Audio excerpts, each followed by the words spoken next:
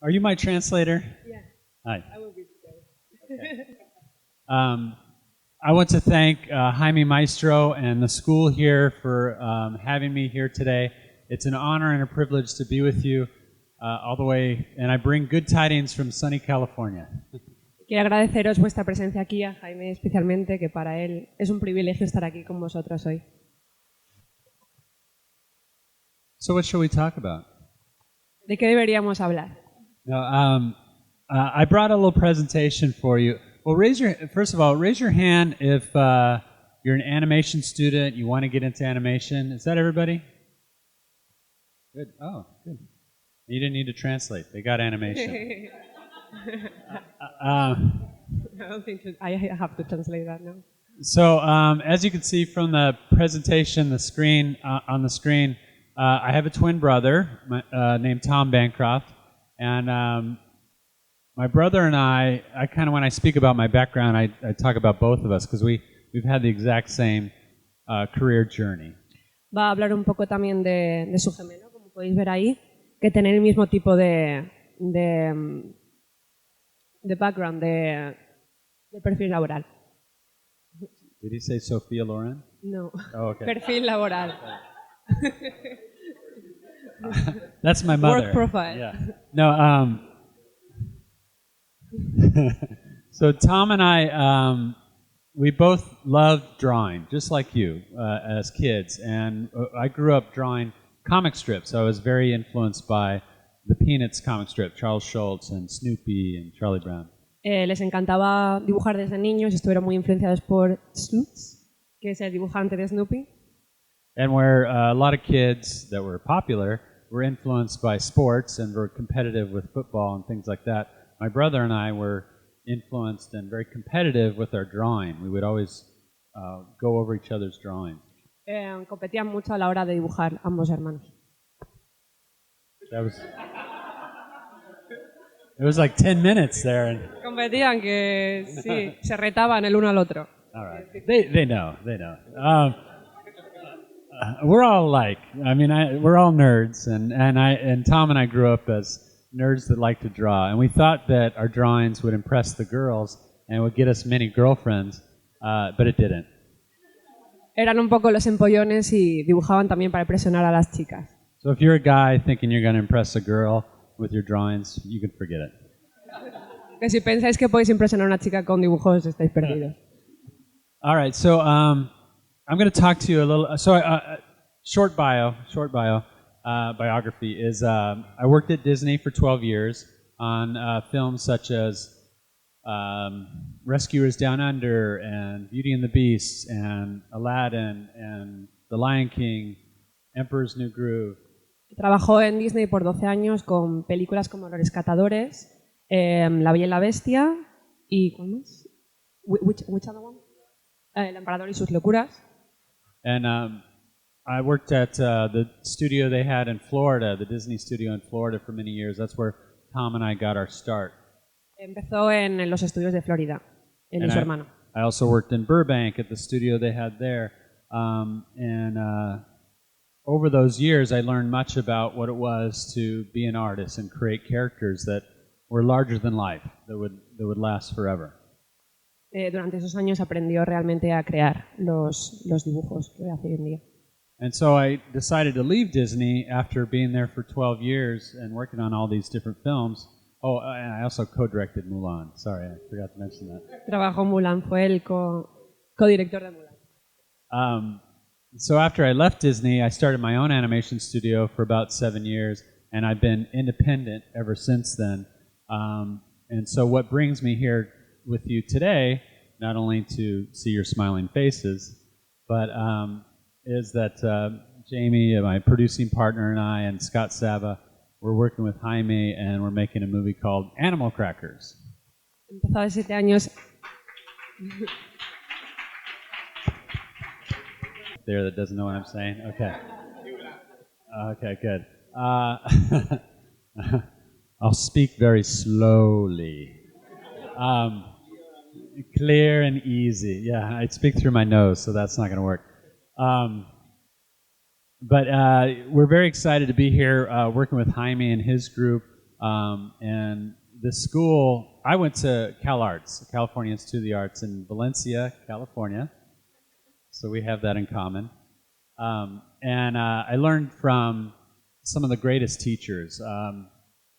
I could throw out names, but I don't know if you would know them all. But my story teacher was Joe Ranft, who was a great story artist at Disney and Pixar.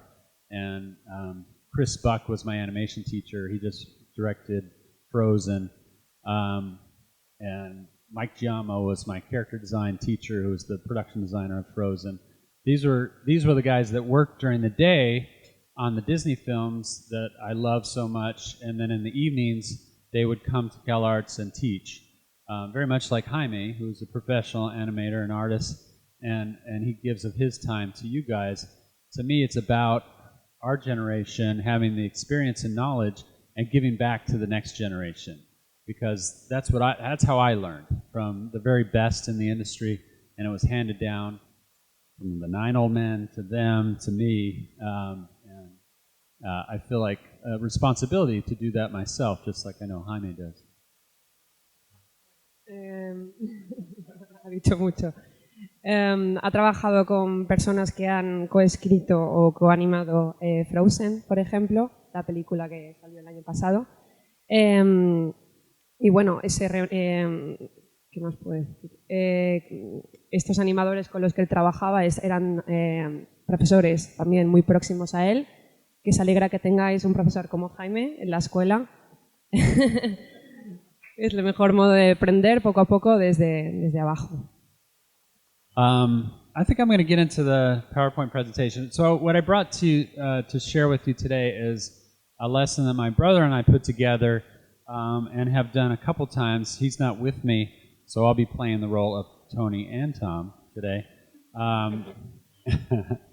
And he wishes that he could be here. I'm sure he'll get out here sometime, though, to meet all of you. My brother has more of a concentration in his career doing character designs. So the first part of the presentation is about character designing. And my brother has written 2 books on the subject. Creating Characters with Personality is one. I see you guys shaking your heads. Some of you have his book. That's good. And his second one is Character Mentor, and which is kind of an addendum to the first book, where it goes into character performance.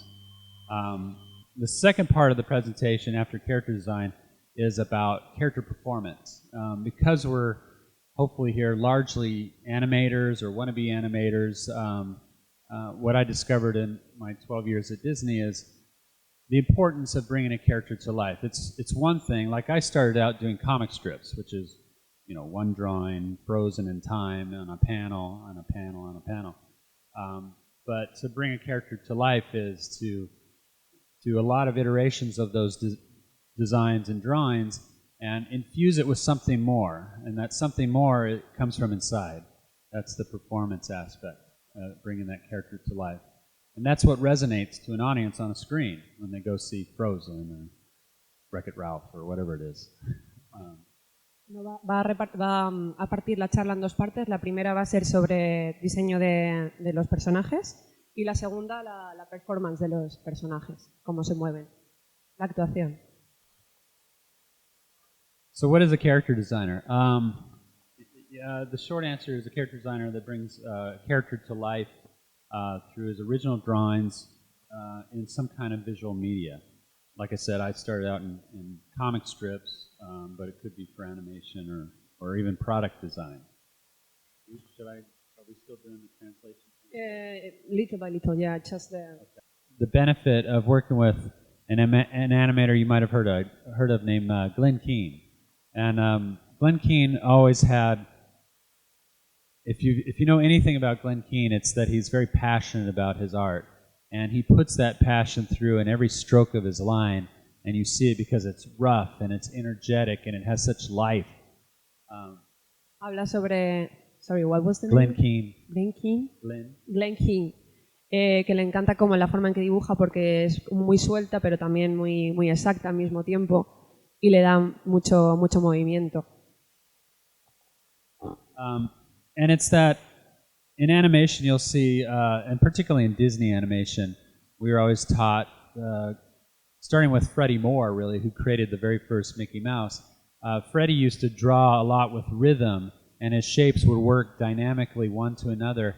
That was one of the things that I wanted to get into Pumbaa when I was talking about his overall shape, was I wanted it to have a flow. And so that flow and rhythm in your drawings is important too, and usually by keeping it rough and loose in the beginning. Don't try and tie it down and make it really clean and refined too quickly, because to keep that flow in it is to keep the energy and the passion of the character. Si dejáis que fluya vuestro dibujo, es más importante que hacerlo demasiado exacto. And it says in the text here, one of the ways that I do that is by holding the pencil at an angle. And when you're drawing at an angle, it's hard to get in too close and refine things. But it kind of, like a painter with a paintbrush that's just dabbing away from a distance, it helps them to see the bigger picture. When you hold the side of the pencil, you can use more of your arm, and you're just kind of concentrating on the larger strokes and the rhythm of the elements, and then you can get more refined by holding the pencil normally. Sujetando el lápiz de esa forma te da más ritmo a la hora de modelar un personaje, una forma más suelta. Yeah, but the goal is always to experiment when you're first starting out these designs. So what about style? This is a page of a dog character done in many different styles. You can see kind of there's like the Bruce Timm superhero version. There's the Chuck Jones, right? There's the, Hanna-Barbera Snoopy kind of character. This is probably more the Disney. This is more like a Cartoon Network kind of character. This is John Crispolucci kind of character, John Kay. So different styles usually are born out of the artists themselves. And one of the things that I see too much these days is imitators. And you'll never really set yourself apart if you just imitate John Crispolucci or Glenn Keane or things like that. You'll always be judged by the same criteria that person was judged by. And we don't need that in our lives. Bueno, ¿cómo?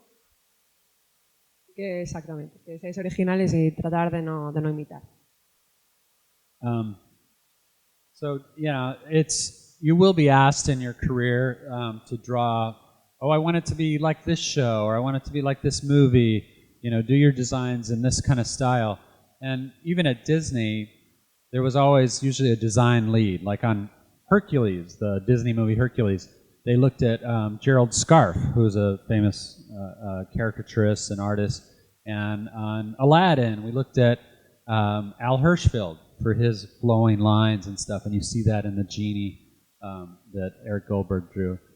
So we always have influences, but the important thing, you can be influenced by other styles and looks, but you want to create a style that'll be born out of how you feel, how you think, what you like, and your sensibilities will make it fresh and new.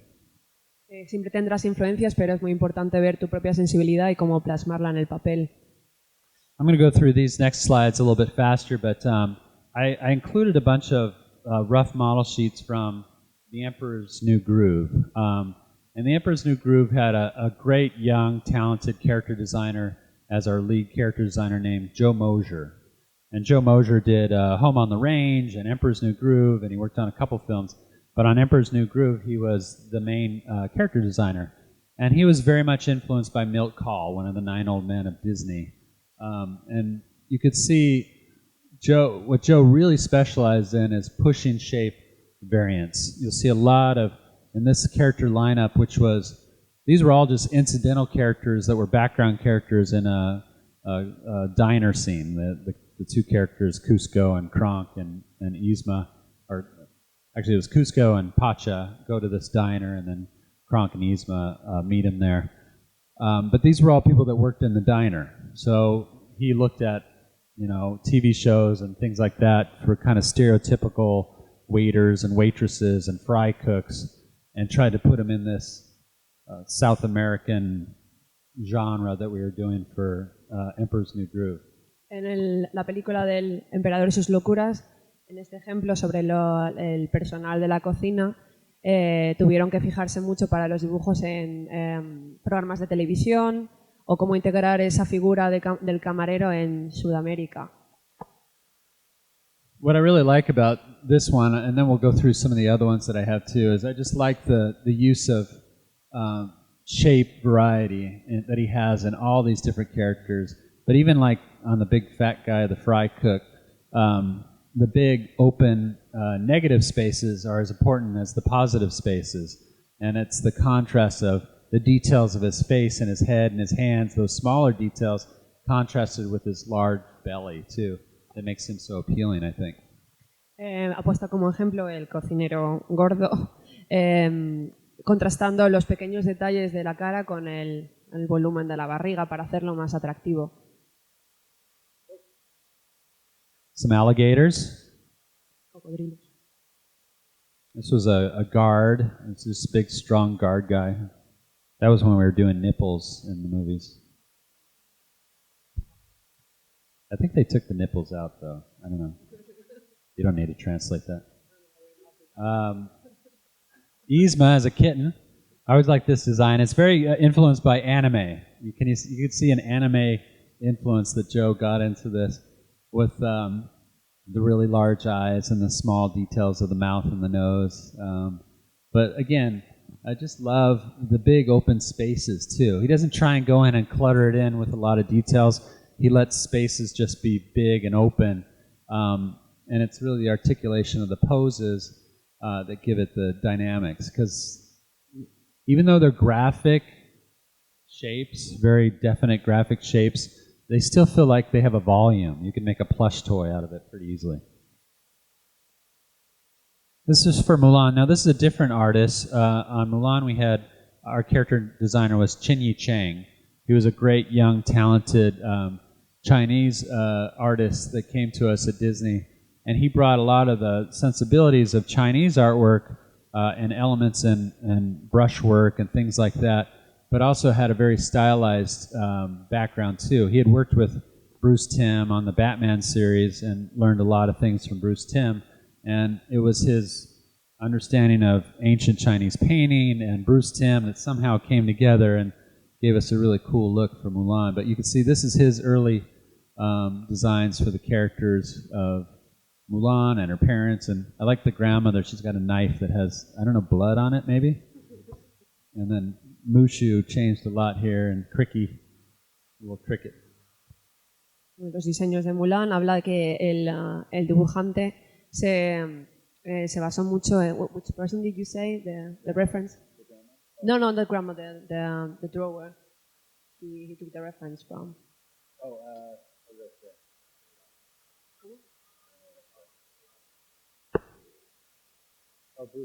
Bruce Timm, combinándolo con combinándolo con los antiguos dibujos chinos. Here's them as warriors. The Yao. Now we actually pushed the designs quite a bit more from what we call the Gang of Three. Was Chinpo, the big fat guy, and the Ling, the skinny guy next to him, and Yao. In later iterations, we actually pushed the shape variance between the three of them to get more contrast. This is how they first started out, but Yao actually got shorter and fatter, and Ling was probably about the same size, but even skinnier, and Chinpo pretty much ended up like that. But you can see we kind of caricaturized the characters even more than this. But this was our first iteration by Qin Chang. Ese fue su primer dibujo sobre los personajes de los soldados de Mulan. Y luego los cambiaron un poco más. Oh, the villains. We used to have a character named Bao Gung, who was a general in the army, and it was actually Shang's father. But we ended up killing off that character and making Shang in charge of the troops, and it gave the story a lot more dynamics. So, but this is an early version that had Bao Gung, who was kind of had I like those mutton chops so much that we put that into Yao. Le gustan mucho los bigotes de ese personaje. And the general changed quite a bit too. And the emperor was a little bit too feeble and kind of dumb looking, so we changed him quite a bit too. El emperador tenía un poco aspecto de tonto y lo cambiaron un poco más al final. One of the things that Chinny got right from the get-go, though, was Shan Yu. He always drew him the best. He did this great menacing villain with Shan Yu, and he always was very mysterious. And there was in the early iterations of the story, this is a sidebar, sorry, but in the early iterations of the story, Shan Yu had more of a magical connection too. He had this almost kind of spiritual, magical quality to him, where he could see the future, and he could see through the eyes. We had a whole sequence where he could see through the eyes of his falcon. The falcon would just go out, and he could see telepathically whatever the falcon was seeing. And we ultimately, it was just too much added detail to the story, and we simplified it, so he was just a mean killer. El personaje del asesino, del uno, al principio le querían atribuir más cualidades mágicas, como que podía ver a través de los ojos del halcón o tener poderes telepáticos, y pensaron que fue demasiado y lo simplificaron. I always loved how Chinyi drew horses, and you see early on with Khan that it always had a very Chinese element to it. And we studied Chinese sculpture from this dynasty. I'm forgetting which dynasty it was that we were doing it based on. But in that dynasty, there was always a very rhythmic feel and an organic feel to the paintwork of the artist. And that's something that Chinyi picked up on pretty well, I think. And you see it mostly in the horses. El sentido orgánico de los animales fue algo que tuvieron muy en cuenta a la hora de dibujar. Early costume design for Mulan by Chinyi. These are just some... he put the most work sometimes into the incidental characters. These were just palace citizens, women that were walking around in the background. And he would just give us 20 different characters, and I just go, okay, I like 47, and I like 50, and those will be in the background here, and I like this one and this one, but she's too ugly, so let's not use her. And because sometimes he would just hit it, and it was like, oh man, that looks like it's so well designed, it looks like a main character, Que dibujaron muchísimas formas muchísimos caracteres de señoras que paseaban por la ciudad. Al final iban eligiendo una u otra, una les parecía muy fea, otra demasiado atractiva, igual esa la cogían como personaje principal. Hay mucho trabajo detrás de eso. These are some more palace citizens, the guys. A lot of shape variants. You could see the shapes are really translating well here. They work well as a lineup together. And sometimes, some were a little, like number 18, a little bit too goofy looking, and that would stand out too much in the background. So we wanted them to be, if they're going to be background characters, they need to be a little bit more general so they don't upstage your main character. These were actually, if you have a lead character designer on a film, you often want him to go over the animator's work. So these are some of Chinyi's drawings that he did over the animator's drawings as they were refining the characters and doing the final model sheets. And so these were some of his drawings. And again, it was great just to bring the animators back to the style. And so Chinyi represented the style and the look that we wanted. So he would go over, my brother Tom did Mushu. So he would go over Tom's Mushus, and it was just like the old days when I used to go over his drawings as a kid. Only he liked it better. Habla sobre cómo trabajaron mucho sobre el estilo de Mushu, el dragón, sobre un trabajo que hizo su hermano previamente. Shang, he used to have a little rougher haircut at the time, a longer ponytail. But that's us trying to figure out the nose and, the shape of his head and a profile. For a long time it was just this kind of very straight kind of curve to it, which doesn't mean anything, straight curve. But it used to have not a lot of change to his profile, but then we added some change to it, some variants. Habla cómo le dieron más trabajo al perfil de este personaje. Oh. So that's all I was going to talk about for character design, and I was going to move into how are we doing time-wise? Is this getting long, or does everybody need a stretch, or I don't know. What do you want to do? 30 minutes? Okay. Let's see if we can whisk through this. Character performance. Okay, so as an animator, what are you? You're basically an actor. You're an actor with a pencil. You're an actor with a mouse. You are an actor. And don't let anybody tell you otherwise. Oftentimes, animators are discounted in the entertainment industry as being less than a performer, and that is nowhere more obvious these days than, oh gosh, what's that actor that's trying to get all the fame for Lord of the Rings and Gollum? Yeah, wow, Andy Serkis, yeah. I wish he was here right now. I got a beef with that guy.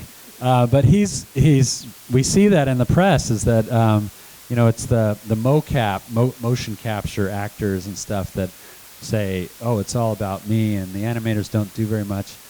I've talked to many CG animators that worked on Gollum, and trust me, they had to work over that stuff they got from Andy Serkis. So don't let anybody tell you that an animator is not an actor, because that's what you are. You're an actor with a pencil or with a mouse, and that means that you're bringing a performance to life. Yes, you're influenced by the voice. There's always a voice usually with your characters. And I worked on Kronk in Emperor's New Groove, and he had a great voice. Patrick Warburton was his voice, who actually we're going to be working with again on Animal Crackers. He's coming to do a voice for us. And he was a big, dumb guy. He talked kind of like this. Oh, right, the poison for Cusco. And actually, Jamie can do a great Kronk. Do you want to do your Kronk right now? Okay. Thought I'd put you on the spot. But Patrick had such a great performance that I had to listen to what he was doing and then just try and emulate that. For me, it was always playing catch up to this great vocal performance. So as an animator, I was always trying to capture those looks of really cocky kind of looks and head tilts and things like that. But sometimes you have a character actor that maybe doesn't give you as much in the vocal range and the performance quality. And so you have to work a little harder in your animation to bring some more life to it. Tienes que trabajar mucho para conseguir que los personajes cobren vida y que no te digan lo contrario, pero todos los animadores son actores en realidad. Y hay que tener mucho en cuenta también la forma en la que hablan a la hora de animarlos. So as animators, we tell a story. We tell them our story with poses, with acting, with just the tilt of a head sometimes. I love this picture here because it tells a story in itself. You have a little girl that's in a pageant of some kind, and it's really about the judges and how they all have a different feeling and expression about this little girl. You can tell, I love this one here because she's like the ex-pageant girl. She's like I would have been better. I would have done that different. This guy looks like a pedophile. She's like the proud mom. Oh, you're a little princess, aren't you? You're so darling. That guy over there is like, when's lunch? Attitude. Attitude is really what brings this is what gives you the personality, right? I love this kid on the left here because he's like, maybe his grandpa sent him to the store or something. There's a story there, right? You can just see it. Maybe his grandpa sent him to the liquor store to bring home some vino. And here he is, proudly walking back home with his, reward that he got. Even the kids in the background, they're so impressed. Look at little Johnny. He's got the big bottles of wine. And they got this girl. She's lived a hard life. You could tell that she's been through a lot in her life, even at her young age. She's smoking. She's getting into that early teenage where she's just not impressed with anything. Consider the extremes. Okay, well, whether it be sports or anything, particularly in action, poses will give you exuberance and victory. It'll telegraph the squash and the stretch, the impact, and I love those soccer ball things. There's a lot of slow motion videos, extreme slow motion videos on YouTube these days. They're always fun to watch, like a guy getting hit and stuff. But creating and we'll be talking a lot about this as we get into Animal Crackers with the animators too, because I believe that every scene has a pose, maybe just one, sometimes two or three, but usually just one, where it's really about that pose. And so to find that extreme pose, what is the scene about, and communicate that is one of the most important things to do up front. Comunicar la pose de los personajes es una de las cosas más importantes a tener en cuenta. This is just an example of natural and unnatural. So sometimes, your poses can look stiff and boring, The example of the photo on the left there, the top left, is one of that was probably staged. It was for like a college, you know, it was like on their college page of you know, the school culture or something like that. And you know, you just see these people like they were kind of staged for the camera, and you could tell they look kind of stiff and a little awkward and kind of planted there. Whereas I love this old image from New York, and it's supposed to be from when the Empire State Building was being built, and these are steel workers that are just on break. Classic picture, but they look so casual, so comfortable, even though they're in the most scary place in the world, right there, high above. You know, if they just fell off, they'd just die. But they're just enjoying a smoke and a break and having their lunch, which is very cool. Hay que tener en cuenta cómo de natural es una pose. Explicaba que la de al lado, la de los obreros en Nueva York, era una imagen totalmente de riesgo, de peligro, pero se sentían muy cómodos sentados allí, mientras la otra en la universidad parecía un poco más, digamos, artificial. I think nobody did this better than Norman Rockwell. He could capture in a picture, which is what he was doing. He was always doing a picture for a magazine cover or something like that. But he could capture a whole story. All the characters were different. Everybody played a part in it. I love this image too, because not only does it speak to the respect of this guy. This is called the town hall meeting or something like that. So it's the town hall meeting. Everybody's got their pamphlets here. They're taking a vote for something going on, and the blue collar farmer type guy stands up, and you can see that he just reeks with respect from the community. He probably is a very quiet guy, doesn't speak a lot, but when he does, people listen. And you can see this guy's straining just to hear what he has to say, that all eyes are on him. And literally, he's framed it, Norman Rockwell has framed it, so all you're seeing is eyes on this guy. Everywhere, all you're getting is, even if it's just a little bit of the character, it's always the eye that's craning up to look at this guy. All eyes are on him. And he's just this straight pillar, Abraham Lincoln-looking, strong character there. I love that. But look at it, also compositionally, just look at it. Everything points to that guy's face. El objetivo es decir una historia que se puede leer simplemente con un golpe de vista. En esta imagen, este hombre tiene una apariencia que todo el mundo esto le impresiona. Como podéis ver, está muy centrada en los ojos de los que la acompañan y da la impresión de eso, de que es alguien importante y que todos le prestan atención. These are actually drawings by my brother. He had an assignment where he was doing character design for a video game where he had to do something like 150 characters or something, and he was just given a little paragraph synopsis of each one. They all had to have superpowers or something like that. So these are some of his poses. And you can see how they kind of evoke a personality or a mood or a little bit about who the characters are. Of course, they all had props too, which helps. Anything like a prop will help an actor, or in your case, an animator, to play with something a little bit more, or evoke an emotion, or give the character something to do. Todos los personajes evocan un comportamiento, una actitud, un humor, y eso se tiene que buscar. These are some thumbnails.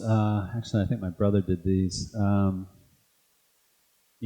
just playing with the idea of how many ways can you approach the same action. So if you had a character that had to, you can see in the panel over there where it says start, your job is, he's going to pick up the boulder, he's going to pick up this big rock. And so this is Tom's how many ways can we do that in the way of anticipation to make it look, that it's going to be a big thing, it's a heavy thing. So, maybe you want to go into B, which is a real broad. If you start there with that start pose and go to B, that would be a really big anticipation. So if the style of animation is more broad, that might be your choice, right?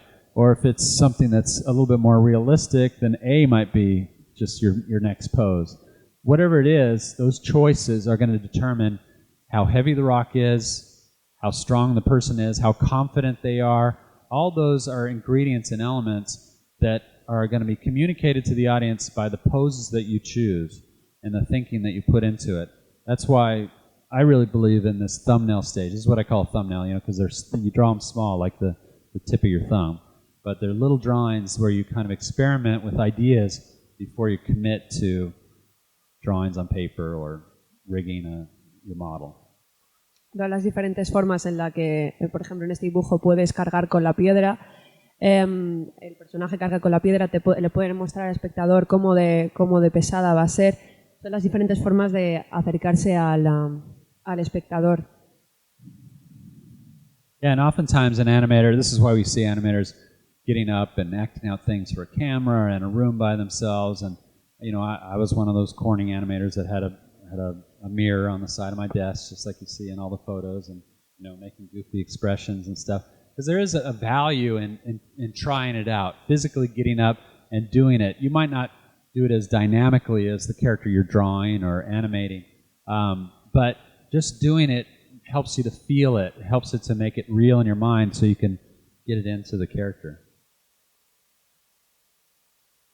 Thumbnail, thumbnail, thumbnail. So this is, again, about doing a lot of varieties of sketches. So if you had a character like on the left, a little girl, and she's in a big coat, but you want to make her look cold, it's not just the costume that's going to make her look cold, but oh so much the pose. And so on the right, these are my brother's drawings, actually, of showing different poses of how she can communicate that she's cold. So if you had a scene where she had to go into a shiver or something like that, these are different options. Hay diferentes opciones de cómo mostrar cómo de fría se siente la niña. Son unos dibujos hechos por su hermano. Some are more cartoony and caricatured, some are more realistic, but they become choices that the animator has, and also things to discuss with the director too, as options. Oh, these are my drawings, very scribbly. This is actually some thumbnails I did of a Pumbaa scene from The Lion King. This is when Pumbaa first he sees this bug. He's and he's coming over the rise, and then there's a bug. Oh, and he starts to go lunch, and he starts to go towards this bug, and so he goes from just kind of looking normally at the bug to a big surprise take, and then he gets this kind of villainous expression, like he goes into hunting mode now. So he comes down into this stalking pose here as he comes up, and then he discovers that the bug's about to turn around, so he quickly goes behind a tree. No, I don't have the second page. But those are kind of my thinking for... This is a pantomime scene, which is a great thing for an animator to have, because nothing will push your animation more than not having a vocal track. Sometimes a vocal track can be a crutch to an animator because there's so much acting and performance and information just from the vocal performance that it kind of makes your job almost a little too easy. But the true caliber of an animator is usually measured when they get a pantomime scene like this, where you have to tell a whole story. And in this case, for Pumbaa, it had a beginning, middle, and an end. He sees the bug. He goes after the bug. He's almost discovered by the bug. And then ultimately, he lunges at the bug, and then Nala comes up and chases him off. But there was kind of a whole pantomime scene that I got to play with here, which was a lot of fun. Habla de que en ese dibujo era en el momento en que Pumbaa está buscando un bicho, cómo reacciona, cómo se asusta, cómo procede. Y bueno, básicamente es eso. You'll see in the Preston Blair book on animation, which is a book that I grew up with that I always loved, there's some great pages on line of action. And line of action is basically the overall thrust of a pose, the overall communicating thrust of it, so that it gives your pose rhythm and dynamics. So these are some line of action examples of a pose and kind of where the thrust is and why. But keeping that line of action will communicate a lot to your audience too. So if it's concave, like in this character here, the character will feel sad or down. But if the line of action is up and back, then he'll feel proud or strong or victorious. So that's a convex or concave line of action.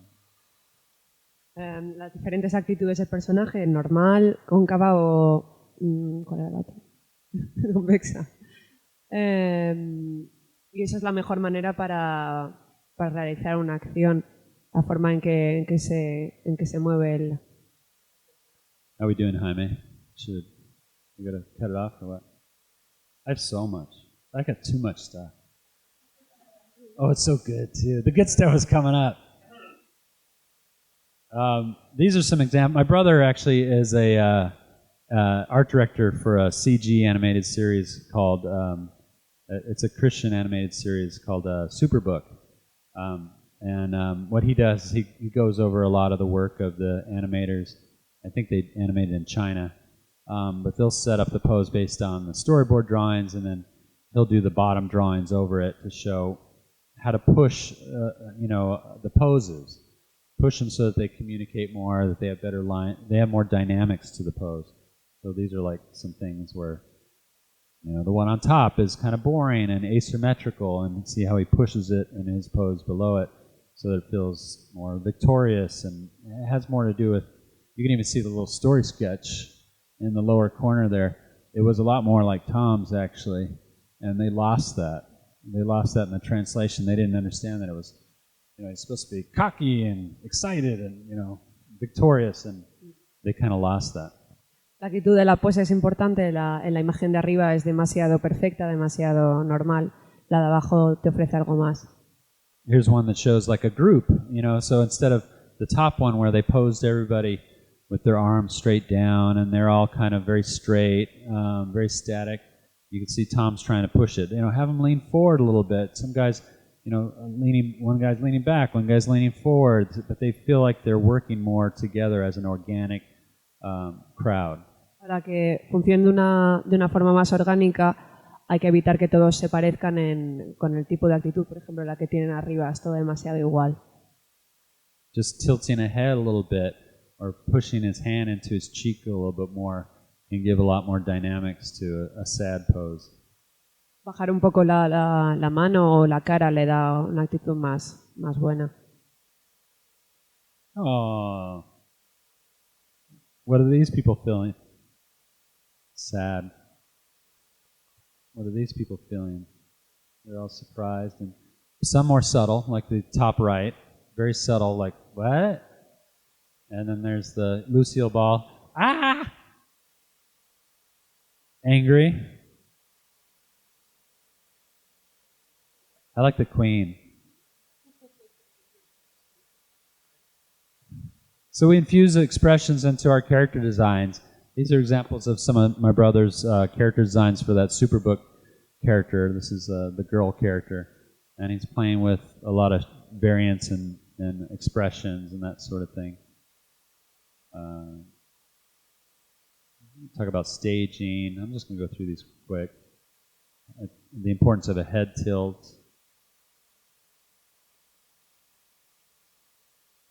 Okay. I'll save this. But yeah, I had a whole case study from a scene a whole sequence actually that I animated of Kronk. But I guess we'll have to keep that as an enticement for the next time. Explicará el caso de estudio de Kronk, que es uno de los personajes de El Emperador y sus locuras. So I'm going to stop it there, but thank you guys for being here.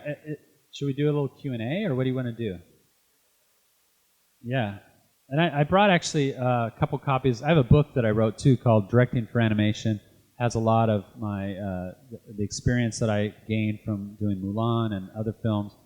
And I also interviewed a lot of the top directors back in California that work at Pixar and Disney and DreamWorks.